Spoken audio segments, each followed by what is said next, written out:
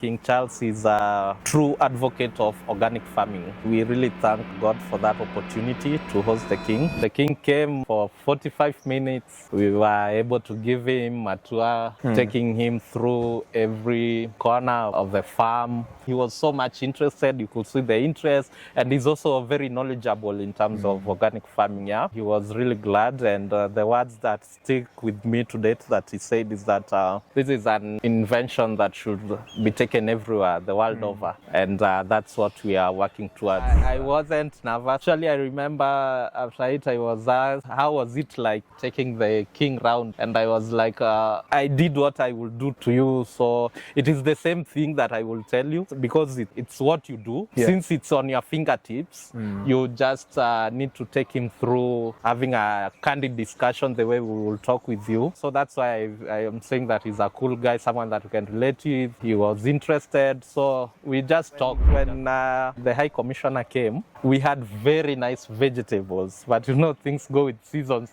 Yeah. So the next time they were coming, and that was maybe a month to the King arriving, we had already harvested the vegetables. So the farm again looked like, oh no.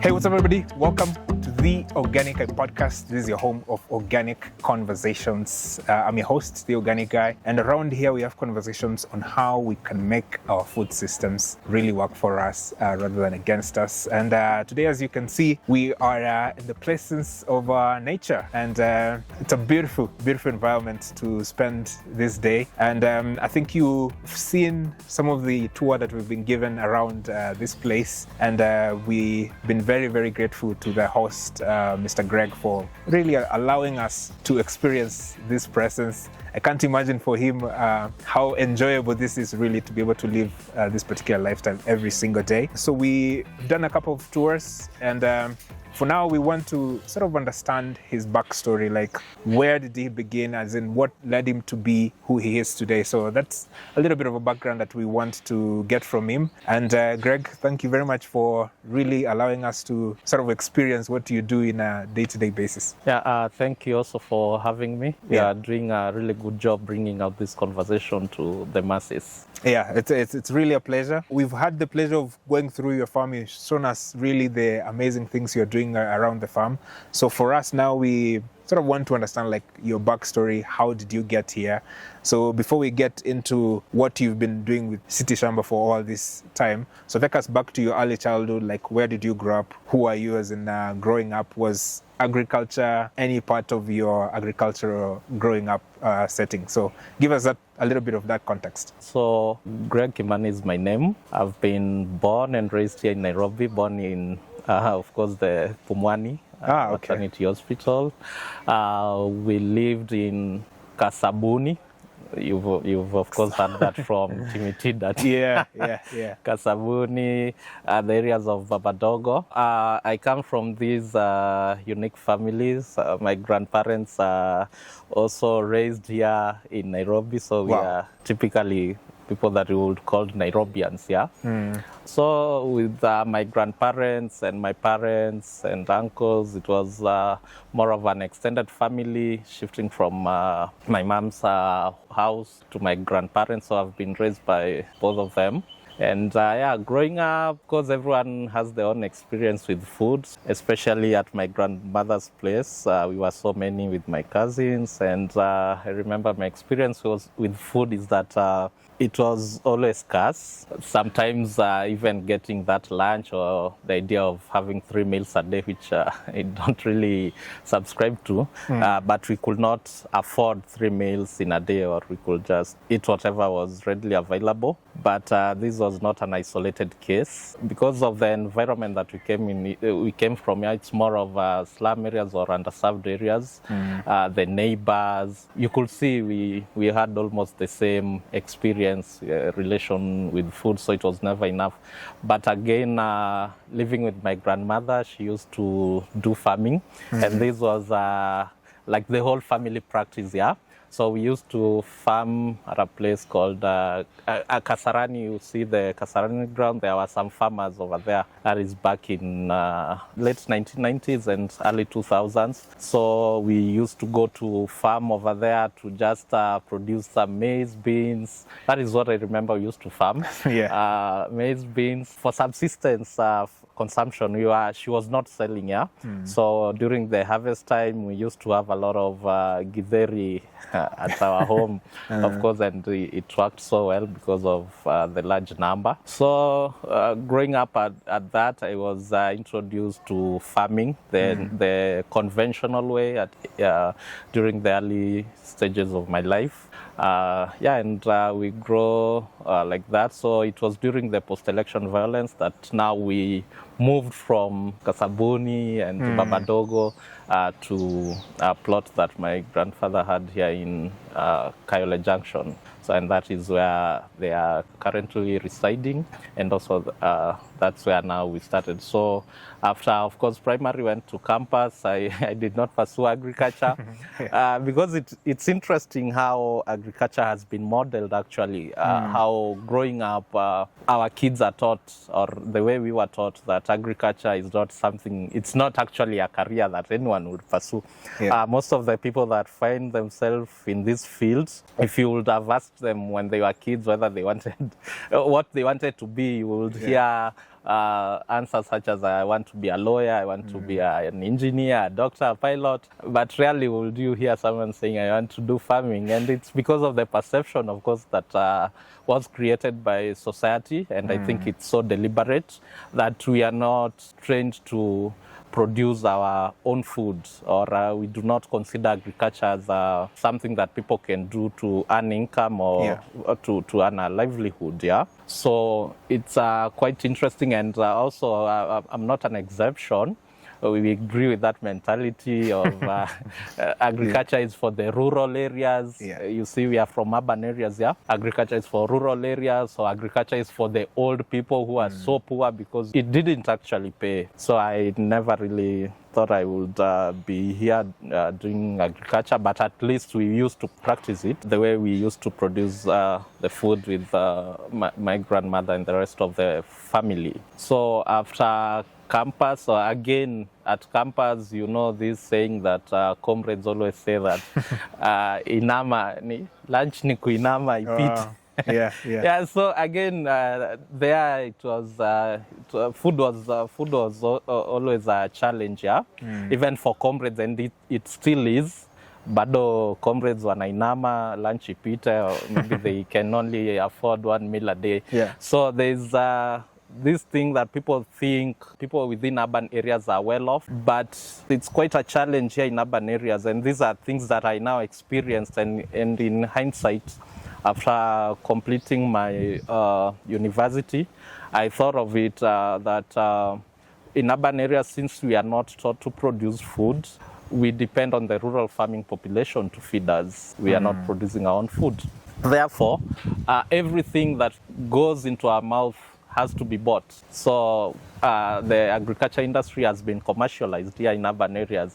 If you want your sukari, if you want unga to make your ugali, you have to go to the market to get it. You are not producing it. So in rural areas, and like in urban areas, at least people used to have maybe a kashamba, or you would get some maize being sent by your folks from rural areas to urban areas. So that's when it dawned on me that what can we do about this urban population?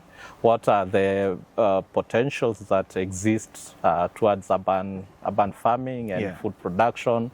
And just like our politicians say, that resources should follow people. That's a quote from our politicians. So I also thought that farms should follow where people are, because everyone from rural areas want to move into urban areas, right? So I thought, why can't these farms then come with the people to urban areas, so that resources follow people, farms follow people where they are? Because who do we live in these rural areas? It's the old folks who do not have that energy to continue producing. And again, from now, some research, background check, we realized that the food that is also being produced in the food baskets, it's not even safe for consumption because of the inputs that they are doing, and that is what comes to our tables, and we don't have an option because we have to eat. So whatever comes with all the chemicals, with all the negative impacts that they bring to our lives, we don't have an option because we have to eat. Yeah, it's a really, really interesting background, and it's always interesting to see, like, for you, you might not have been pursuing like agriculture when you were young, but like at the periphery, like in the background, there was some agricultural activities that was going on through your grandmother. So that's always an interesting perspective to have. I was trying to think like the vision behind City Shamba. So you were sitting somewhere one day and you decided to approach Mama Lucy Hospital and told them, hey, I need a piece of land, like, can you give me so that I can start this space for farming? So what is the story behind City Shamba and the vision behind it? So City Shamba did not start here at Mama Lucy Kibaki Hospital. So immediately after campus, with some fellow graduates and other co-founders, the ones that we founded with City Shamba. So they were like people you were already in campus with? Yeah, we were people with campus, though we were not pursuing the same course. Personally, I did environmental conservation and natural resource management, which brings in the agroecological aspect. So I can say I'm an agroecologist by design, by training and by practice. So during that period, of course, and I would fault our education system to some point because it really doesn't churn out people who are problem solvers. It churns out people who want to come out to look for employment. We did some internship here and there with the youth facing the same challenges from our community, no sustainable jobs or employment. And with this background and idea of farming and all that, so we sat down with them and sold the whole idea that we can start. We started as a community-based organization, a CBO, that was registered, and sat down and thought of the activities that we can do. And mind you, we are just youth. We don't have any land here in the city. We don't have anything. It's just a vision that we had at that time. So sold the idea, and all of us agreed that this is something that we can pursue, something that we can do as a group. And that is why it was born. So what happened is that a neighbor over there at where we started, that is at Kayole Junction, it's still there. So they had a plot over there that they had not developed. So sometimes it was being used as a dumping site. You could find some trash over there that people used to throw. So we approached them, and they were gracious enough to allow us to start with the space. We explained what we wanted to do, but I'm glad that the idea was so clear of what we wanted to do. It has the vision that we have is that we had during that time is what we are still doing and developing right now. So the challenge was that due to the limitation in space within urban areas, we could not produce food to sell because people would get into agriculture for commercial purposes. But for us, because there is no land that would allow us to produce food that we can take to the market and get some substantial income to be sustainable for the members of the group, we decided that instead of going with that approach of going commercial, let's focus on capacity development of people to utilize the limited spaces they have within their households to produce food for themselves. So that is where our motto was born: grow your own. Grow your own food. So basically encouraging people to just utilize the small spaces, because if you have a small space at your place, I have a small space that I can do on production, and you are doing your own production, then it will be sufficient for myself and my family. So that was the idea, actually, to capacity build as many people as possible so that they can adopt and start practicing urban farming within the limited spaces they have. So the space that we had, or the piece of land that we had, was 15 meters by 8 meters, basically a plot. And that is where the dream started from. It was so small, but we had a lot of things. That was back in late 2018, beginning of 2019. So these corns that you are seeing right here, we started making them using sacks.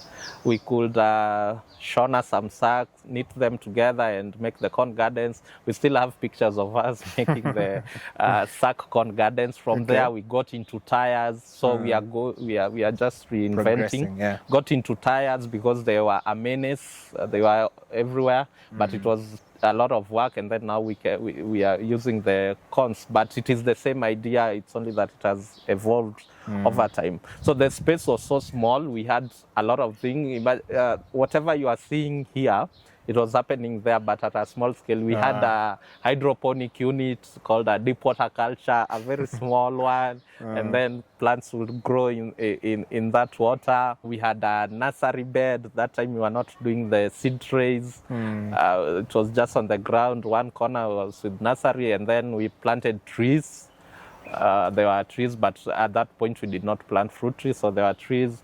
So we started there, and it was nice. It really taught us a lot, and from the community's perspective, they saw that we were onto something. The community also supported. They would come, women would come, get some vegetables over there, but also try to just train, to train people here and there, and do some projects. So we would go out there to market.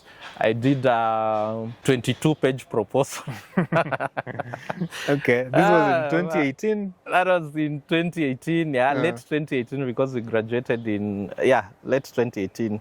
So during that time, the dream was clear. Did a whole 22-page proposal, but the world changed from written proposal. Now you just get a template, you write your idea, and then you move on. So the idea was there. We went into offices, trying to knock doors, applying here and there.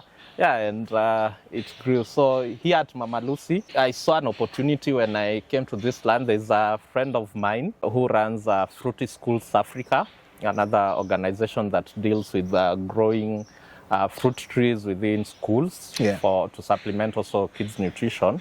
So they had approached the hospital, Mama Lucy, and Mama Lucy gave them this piece of land to plant fruit trees. That's why you can see some grafted fruit trees all around. And so in 2022, around November, October, thereabout, we approached now the hospital to upgrade this one from being a fruit trees forest only to now an agroforestry. And we sold the idea to them. It was very clear what will happen, that we are just going to introduce vegetables so that as we wait for the trees to mature, the hospital can be benefiting from the hospital.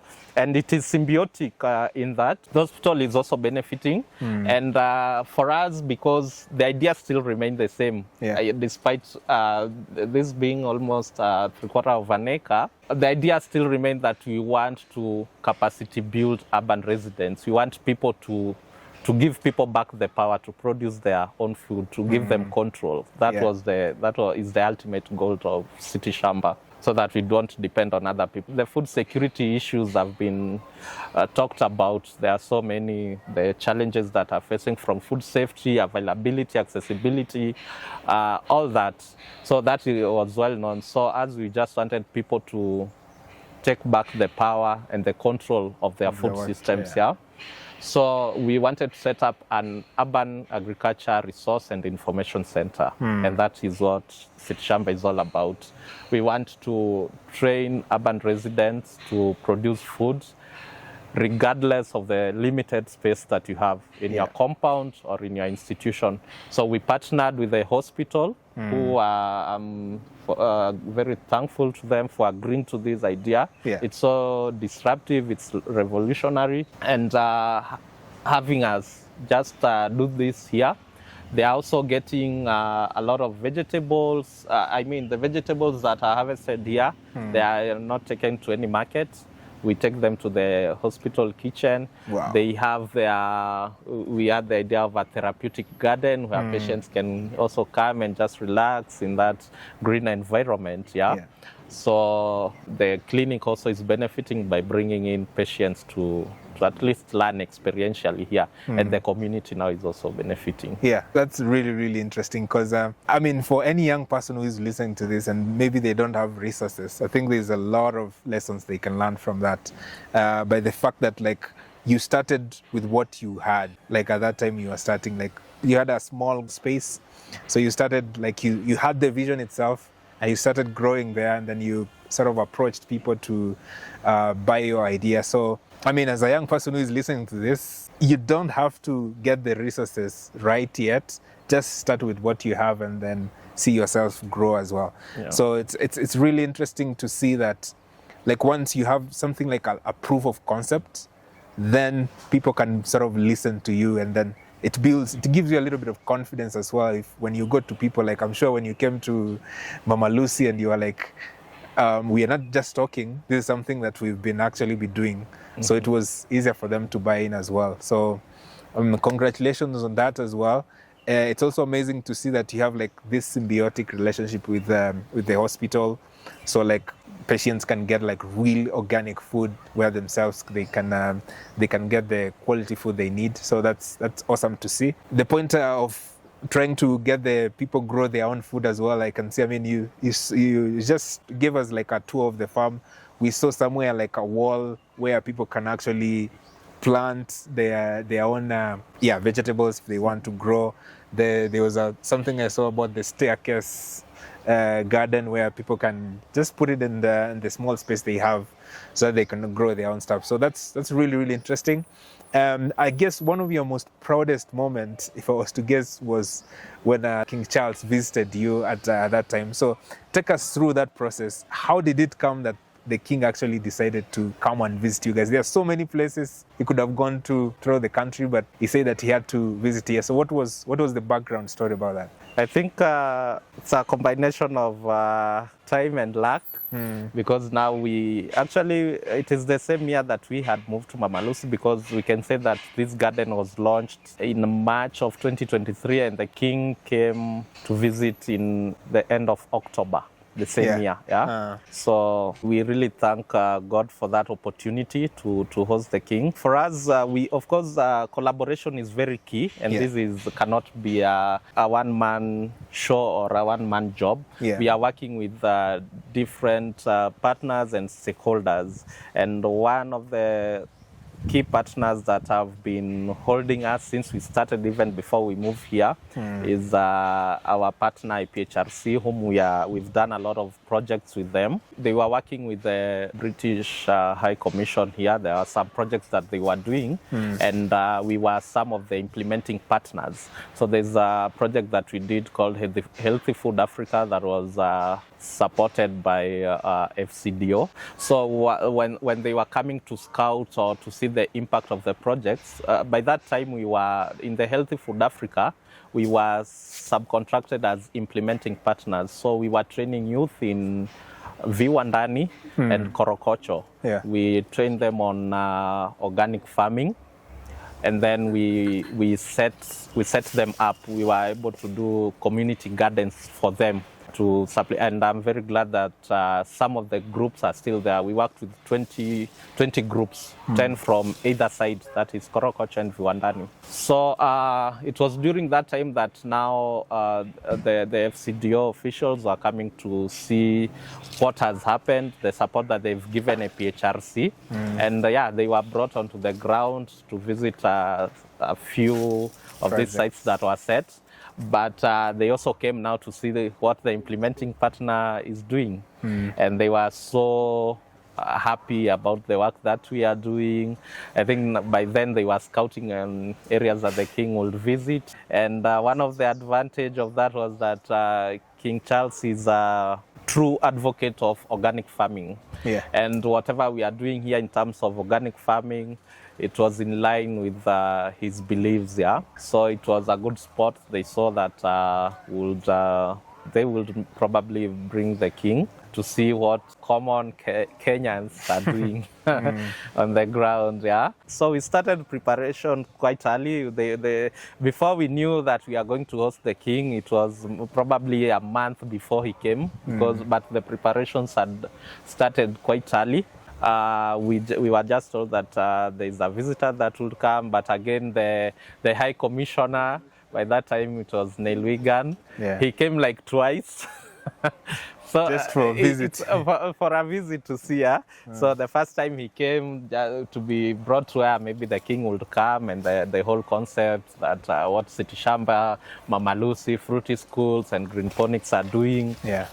What is the concept? So to just understand. So he came, we took him through the farm tour, went back, and we were told that there's this profile guest from the UK that will be visiting Kenya, but it's not yet. It was not yet being disclosed, due to security reasons, of course. So after some time preparing the shamba, we did not have you can see now we have very nice pads. We didn't have a training hall, and during October sometimes it rains. So it was necessary that if in case it rained and the king was on the farm, where is he going to step on, or where can they maybe sit if you are to give a brief.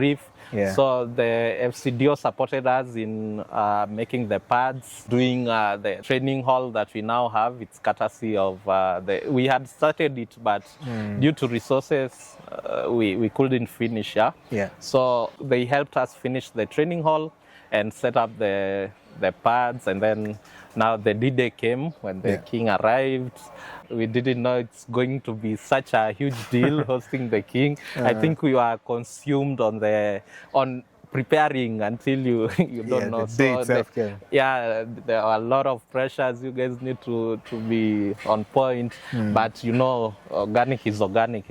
I remember one interesting fact is that when the High Commissioner came, we had very nice vegetables, but things go with seasons. So the next time they were coming, and that was maybe a month to the king arriving, we had already harvested the vegetables. So the farm again looked like, oh no, we can't do this. But because of our organic inputs, the plants are able to also grow very fast. But it's nature, it's seasonal. You have to harvest at some point. You cannot have it looking good throughout. But because we are feeding the soils, they were good.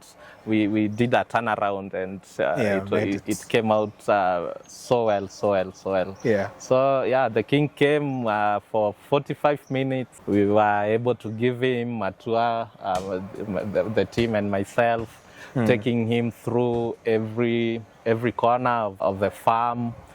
We also had the staff from Mama Lucy Kibaki Hospital and African Population and Health Research Center. They were there.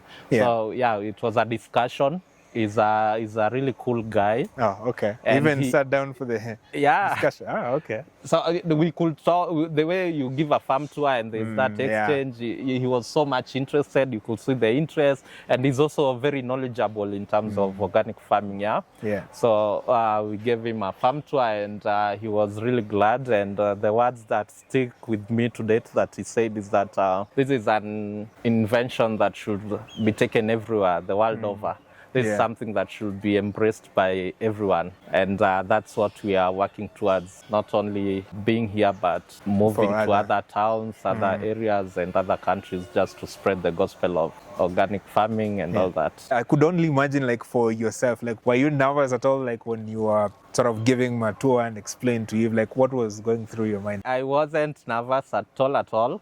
Actually, I remember after it, I was asked, how was it like taking the king round? And I was like, I did what I would do to you, so it is the same thing that I will tell you. For me, I really wasn't nervous. It's just because it's something that it's what you do. And what you do best, you are, I don't know whether people get nervous at it, but since it's on your fingertips, you just need to take him through having a candid discussion the way we will talk with you. So so that's why I am saying that he's a cool guy, someone that we can relate with. He was interested, so we just talked, sharing the knowledge that we have. So I wasn't that nervous. Yeah. Yeah, okay, that's pretty good to hear, because I'm sure some people would have broken down in terms like in the presence of the king. So I'm sure like there's a lot of people, there's security, Yes, there's yes. so many important people around. Yeah. But as you said, like if you are doing something that you like used to, then whatever moment comes, it makes it a little bit easier. We've had like the opportunity to walk around, and I can say like the whole idea is to like how can urban people, when in an urban setting,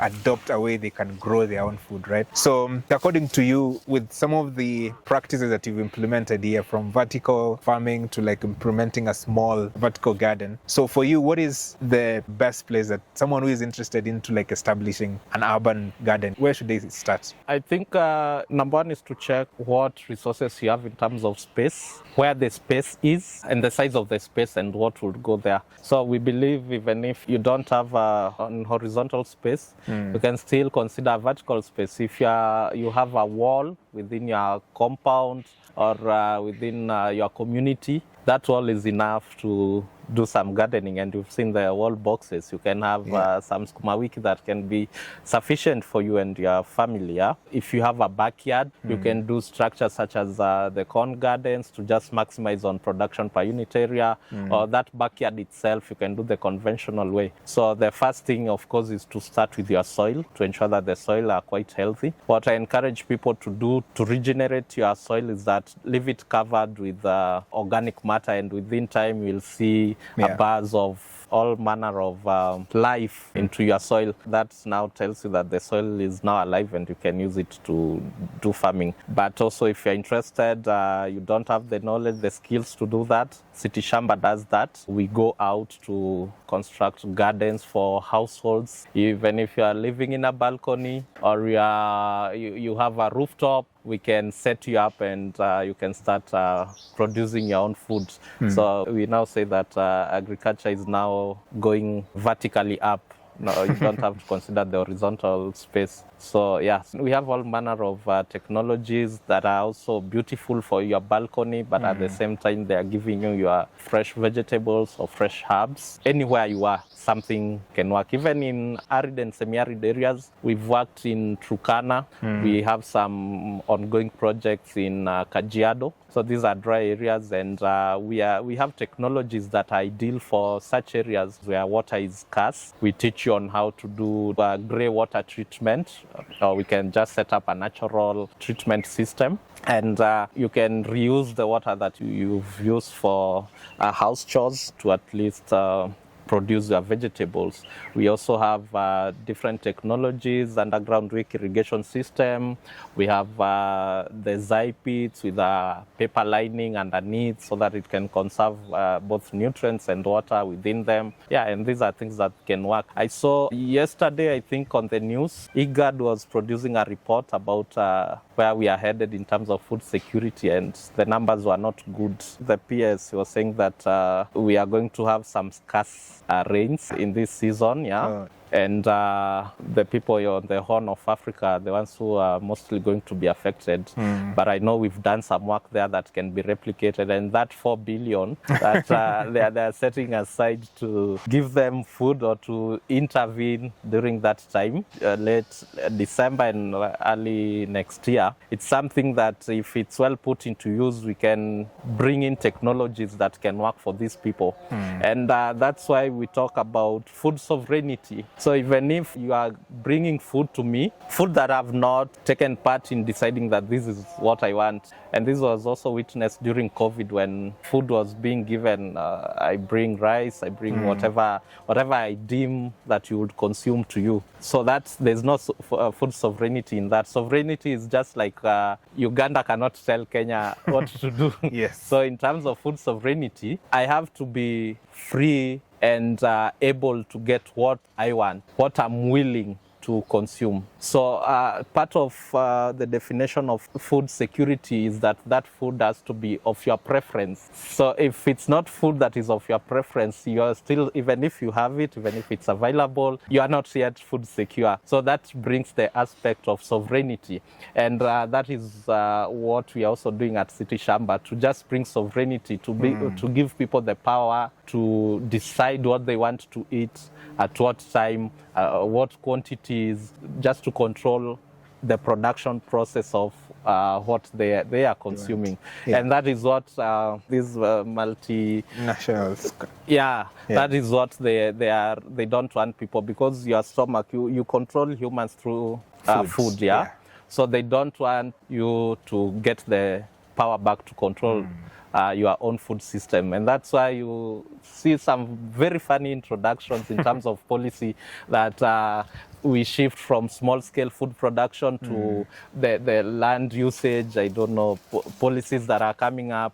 They are meant to empower corporations or big multi-corporations to just control the food system and in end control humanity. You won't have freedom, you won't have control over what you are consuming, So it's very important that people get that food sovereignty instead of issuing these handouts. Let us look for solutions that are going to be sustainable, because next year we will have the same problem, challenge. We're going to set another 4 billion for the same. So let us empower these people. Let us teach them on how they can do the zai pits, how they can do the net houses. They can produce their own food. They can decide what to plant, and through that we are giving them food sovereignty. Yes. I know it's a topic that many won't agree on. The corporations. It totally makes sense, because there's the old saying, patia muluya mchele huwezi mwambia enda ukalale. So he has to eat like ugali, right? So that's food sovereignty. Exactly. You might be eating, but it is not satisfied to an extent. Exactly. Right? So if you're in an urban area and maybe you like terere, and maybe your mama mboga doesn't have terere or can't find it, you can just establish your own small garden and you can be eating your terere, once in a while. So I think if you look from that frame, that it completely makes sense. It's quite interesting. I saw that you also work with other organizations. Like now you are hosted here in hospitals, but you also work with other hospitals also to establish gardens or schools. What would you say has been your most empowering project that you've been working on? I think a couple. Where we draw inspiration is through the mindset transformation that we really do. We are quite huge on transforming the mindset, So the projects that we are currently doing, there's one on public engagement. And what we've been doing, we've been targeting Mama Lucy Kibaki clients. So these are clients for non-communicable diseases, diabetes, hypertension, those who visit the hospital for nutrition advice or nutrition clinic.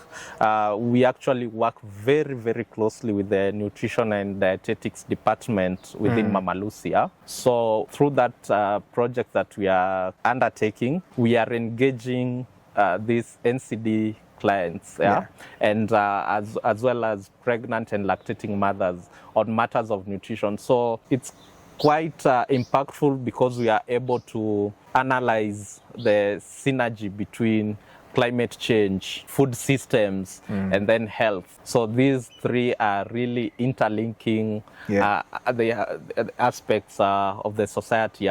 So climate change, of course, is here with us. That's why we have the droughts and everything that's going on. So that affects our food system, especially if it's rain-fed. And then how does that now affect the health, especially of the vulnerable, those who are, in terms of nutrition, they are not well, or they are nutrition sensitive, they need to consume certain types of vegetables. So what happens is that once they come in for the clinic, maybe the doctor recommends what they should consume mostly, depending with their condition. And then the good thing now, and that is why collaborations do well, is that they are able to be brought into the farm and trained experientially. If the doctor recommends that you need celery, go juice celery, it's good for your high blood pressure. Someone doesn't know even how What it celery looks looks like. like. Maybe Yeah. they've seen it, but they don't know. Or a certain type of herb or a certain vegetable, terere, which is very good for kids, Yeah. for those who are lactating. They are able to be shown this is what you can do. And then on our part, we show them that you don't even have to buy if they are quite expensive, the herbs into the market. You can plant your own. So if you have a space at home, come, we will give you some few seedlings, go and start establishing. If you are able, we can come set you up, plant for you the recommended type of vegetable, and you can consume. So that is what we've been doing, but we've also been listening to them. So we've been doing some participatory methodologies with PHRC, where we have dialogues with them. They state the challenges that they face, the myths and misconceptions, and then we act as human libraries where they ask the questions, us and the nutrition department, and we are able to answer. So that has been a very, very nice project that we are undertaking, because once they walk out of this farm, you could see people transformed because their mindset has been transformed, and they come out with seedlings, they go and plant. So the impact is quite huge. But we've also done a lot of gardens, not only here in Nairobi. We've gone into Kisumu, Makueni, Narok, Kajiado, Mombasa. So we are spreading this gospel. We've done a lot, even in Kibra, in slums, the projects that we've done with youth and women groups. So they are quite impactful. There are quite many, and they stand out because of the impact that they are created for individuals as well as the society and community, and of course the environment, because we advocate for organic and agroecological farming. Yeah, I can see why the whole delegation really wanted the king to come here, because your impact is like well-rounded. You know, you're working with hospitals, not just like taking care of the sick, but also how can the sick be transformed into like healthy, like wholesome thinking. So that's pretty impressive as well. A lot of people have different view on what role do governments, like both national and county government, should have. From your perspective, what role do you think like national governments or like county governments do have in supporting people like you? It can be either through policy or working with governments to establish such a kind of setup into other places as well. Government is quite important in terms of policy formulation and also support for the people within this field. For example, here in Nairobi or in any other town areas where we want to set such things, these facilities belongs to the county government. We have others that belong to the national government. So it's very important that they also allow the youth to have access. If we were not here, maybe this land will just be some bush here. So if they have a lot of space within these government institutions, that is one way that they can support the youth, because youth also don't have space. So they should open up, provide them with these spaces for them to make an impact within their communities. But again, in terms of policy, the policies that are coming up, they are trying to limit, and people are out here saying that it's because of these huge corporations that want to control the feeds that are into the market, or they want to bring their seeds, they want to bring their fertilizers. So government is quite important in terms of on how they can control or how they can allow people to, You've been gracious enough to share, you know, some of the amazing achievements you've done so far. And every journey always has its highs and lows as well. So for me, I'm interested to get to know, like, what has been your lowest moment since you started City Shamba, and how did you manage to overcome it? Quite a number when you think of it, and that's the journey of course, inventing, and especially when you have a disruptive idea or initiative. So before we moved like into Mama Lucy, so you remember the idea is quite big, what we want to do, but we are limited. So when we were there, we would receive schools. I did not mention that we also work with schools who come for farm tours because of the CBC experiential learning. So where we were, we also had some schools coming, and a school would bring 100 or 200 kids. And you remember that is only a 15 by 8 space. So we would have them sit outside, and then they would come in bits of 20, give them a farm tour over there. So it was quite challenging, So when we saw this space and saw what we can do with it, of course, we dealt with that.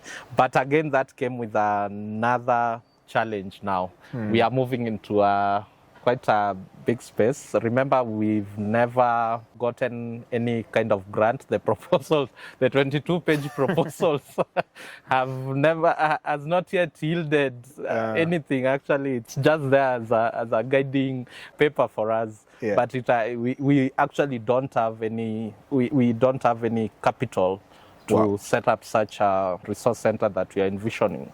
So it was quite challenging. We've already gone to the hospital, talked to them. They've agreed, yeah, you can just do the setup. And you can see it's quite capital intensive as well to do all these, yeah. So it was quite challenging for us, the whole team. But again, we got into collaborating. So we invited Green Ponics. It's another initiative that does the greenhouses. But again, you remember we said use whatever is readily available. So whatever we had there, we brought it here. We also had another plot of land that we had done fish tanks, that was supported by the county government. So we just shifted the greenhouse to this area. Then Green Ponics also was shifting another greenhouse into this area, and at least now we have the greenhouse. Now it's you also need some financial muscle somehow, So I had to go for a loan, and a loan that we are still servicing. Yeah, that was a bold move. Yeah. So and mind you, it's still like an idea. So we did a loan, not with the commercial banks. It's an organization called Slum Africa, which trains on entrepreneurship. They have undergone their entrepreneurship program, boot camp.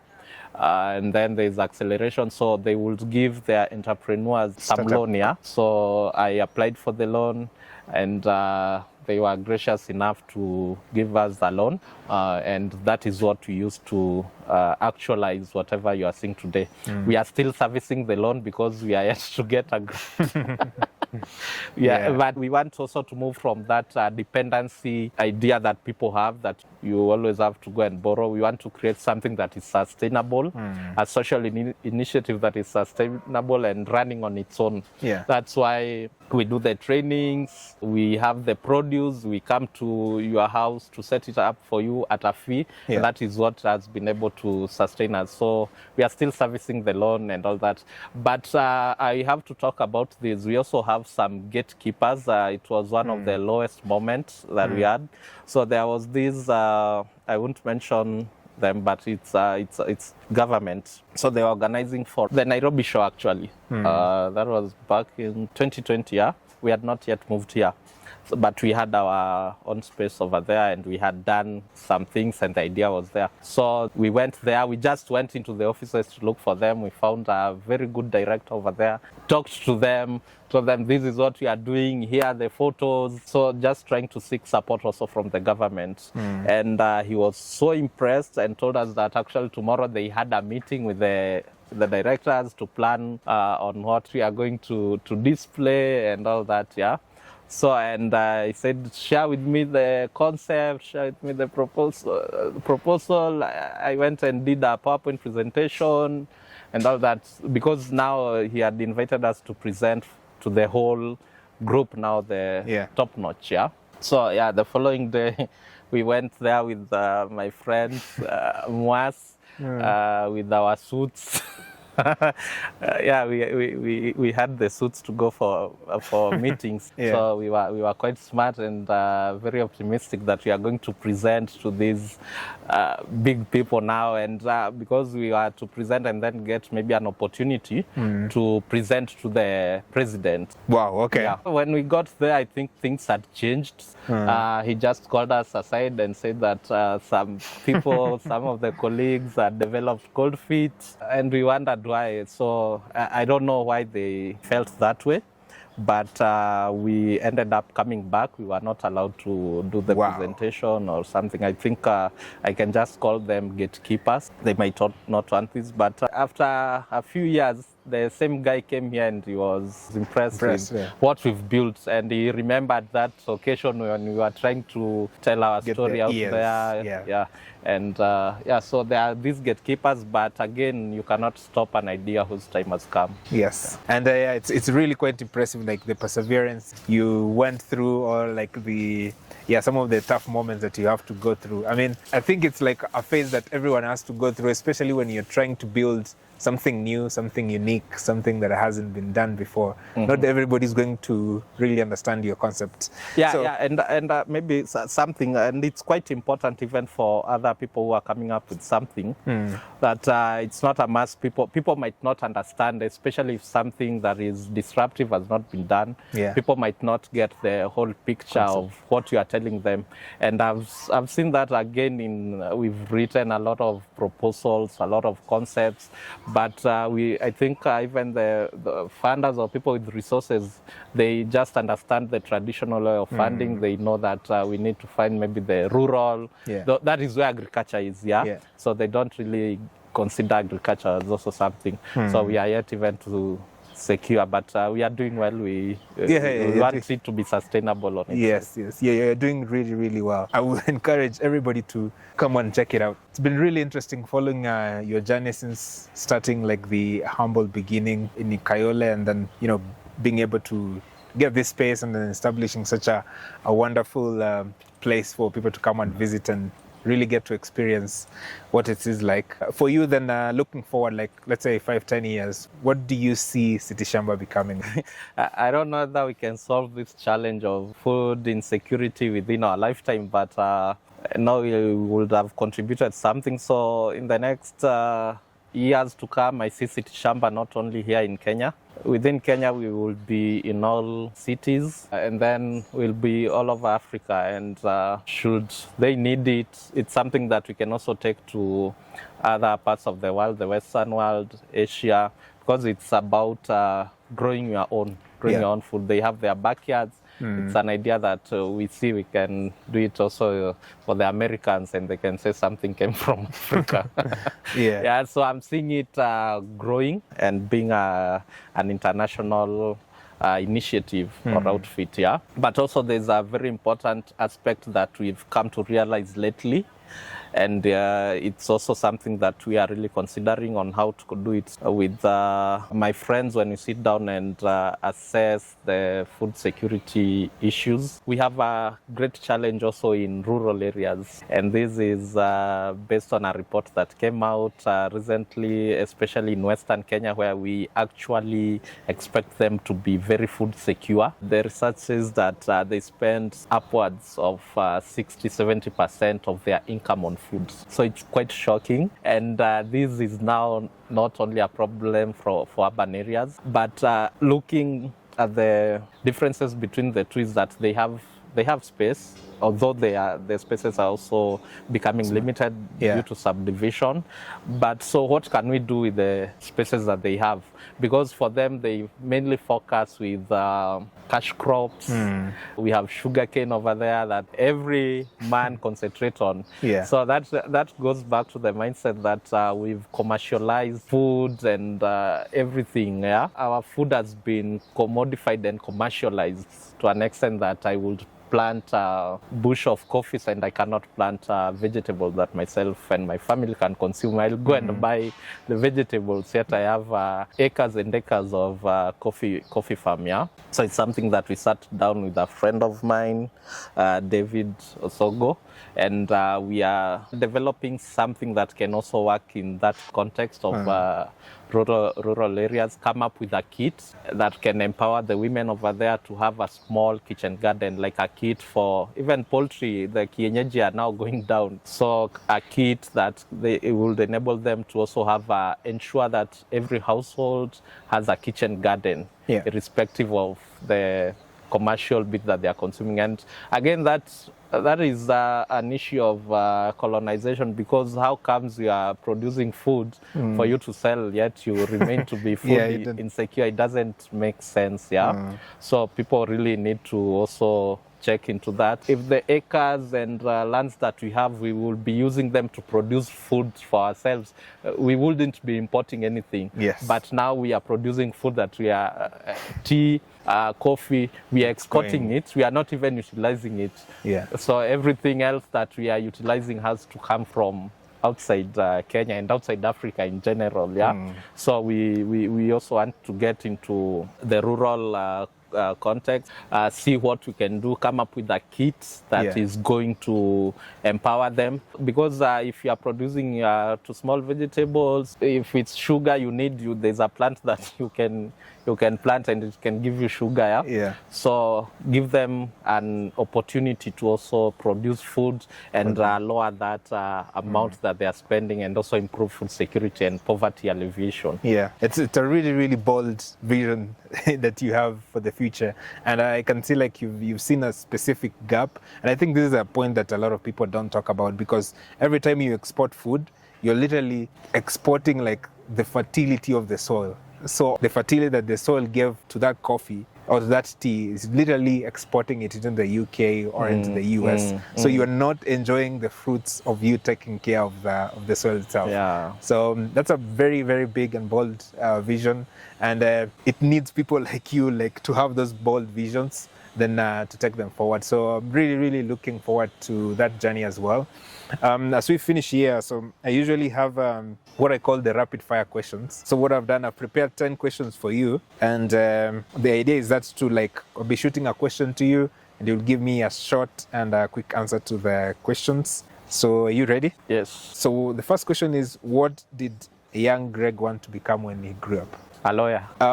What's one urban farming myth you wish people would stop believing? Farming is for the rural people and the old people. Third question, who inspires you most in the urban farming movement? One, Dr. Elizabeth Kimani Murage, who walks the talk, advocates for organic farming, and also started her own farm and shares the journey. Yeah. Nice. The fourth question, what is the easiest vegetable to grow in an urban setup? I think terere does well, and it's quite nutritious. Terere is quite easy to grow. Fifth question, how would you describe farming in Kayole in one word? In Kayole. Exciting. So sixth question, what is your favorite book? Confessions of an Economic Hitman. There's a new one, The New Confessions of an Economic Hitman by John Perkins. Seventh question, what is the new tech you would like to add to City Shamba? We would want to have an AI bot now that the world is going towards AI. So something that people can just have a bot that can answer their questions in terms of urban farming. So an AI bot about urban agriculture and what they can do. Yeah, it's a good one. Eighth question, what's one piece of advice that new farmers should ignore? That organic doesn't work. Ninth question, what's one quote that you live by? If your plan is for 1 year, plant rice. If your plan is for 10 years, plant trees. If your plan is for 100 years, educate the children. Yeah, that's really, really deep. So the last one, if you could advise your 18-year-old self, what will you advise him? The world owes you nothing. It doesn't come on a silver platter. Wow, okay. Very, very well said. Well, that was fun. Thank you very much for creating time for us. We have really, really enjoyed. You've been really patient with us. You've walked with us throughout the farm. You have been really open to sharing some of the highs and lows and all the knowledge that you've got us throughout this time. Maybe you can share with the guys what are some of the services that you offer people who might be interested to work with you, and how they can reach you if they want to get in touch. So the services that we offer here, we have training, and training, we have our own curriculum for structured trainings on entrepreneurship as well as organic or regenerative agroecological farming. So the training can be in two ways. You can come for a farm tour at the farm. You'll see a lot, you'll learn a lot, but we can also come to where you are. We can offer the other kind of training. Yeah, we have trainings for kids from schools, that is primary schools, up to universities. They come for farm tours and trainings. And then we have trainings for community organized groups, that is youth and women groups, as well as individuals who are interested into getting into this space of food production. Yeah. So that is training, and anyone else who is interested, small-scale farmers and all that. So we also do garden setup within households or institutions, very beautiful garden setups. We've done them, and we also have inputs that we are formulating our own organic pesticides, our own organic manures, fertilizers that we are using to grow, and we are also offering them to people who are interested or people who are doing food production. We have Rabs Magic, we have all the types that you would wish. We also have our fertilizers, the organic fertilizer Rabs Magic, that is all over the country. In town, you can go and find in the agrovets. We formulated it 100% organic. Nyeri, Kirinyaga, we are planning to supply it all over the country. So you can reach out to us through 0716 84 6490 or 0725 045 188. And you can also reach out to us through our social media handles, which are city_shamba, and also through our website, which is City Shamba. Awesome. Yeah, so thank you very much for the time. Really enjoyed it. I'm sure a lot of guys who are going to watch this podcast will get to learn about your journey and the amazing work you're doing. And yeah, hopefully they learn something or two from this conversation. So thank you very much for your time, and I really appreciate that. All right, till the next time, remember to be organic. Cheers.